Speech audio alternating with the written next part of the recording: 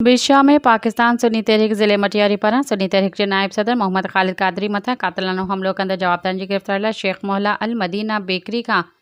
अल्लाहवाला चौक ताईं निटणो समय एहतिजाजी मुज़ाहिरो कयो वियो। पाकिस्तान सुन्नी तहरीक जे सूबाई अॻवान मोहम्मद मारूफ़ क़ादरी, डिवीज़न हैदराबाद जे सेक्रेटरी जनरल हाफ़िज़ तालिब हुसैन, तालका सदर मौलाना मुनव्वर अली फ़राश, मोहम्मद सलीम मुज़म्मिल फ़राश, मौलाना मोहम्मद सालिम जी अॻवानी में मुज़ाहिरीन एहतिजाज कंदे चयो त पाकिस्तान सुन्नी तहरीक जे मरकज़ी अॻवान मोहम्मद ख़ालिद क़ादरी मथां हैदराबाद जे शहर में सरेआम गोलियूं हलाए मथसि क़ातिलानो हमलो कयो वियो, जंहिं क़ातिलानी हमले में मुलविस जवाबदारनि जा CCTV फुटेजिस बि ठोस सबूत ज़ाहिर हुजण बावजूदि हैदराबाद जे पुलिस कख बनी विड़ो नाहे कयो।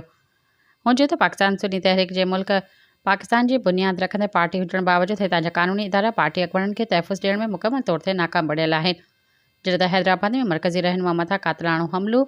कंदड़ दहशतगर्द अञा ताईं पुलिस गिरफ़्तार न करे सघी आहे। उन्हनि कानून लागू कंदड़ इदारनि खां मुतालबो कयो आहे त मरकज़ी नायब सदर मथां क़ातिलानो हमलो कंदड़ जवाबदारनि खे फ़ौरी तौर गिरफ़्तार कयो वञे, ॿी सूरत में एहतिजाज जो दाइरो वसी कयो वेंदो। सब्सक्राइब कयो अवामी न्यूज़ HD खे ऐं ताज़ा तरीन ख़बरुनि लाइ ॾिसंदा रहो अवामी न्यूज़ HD।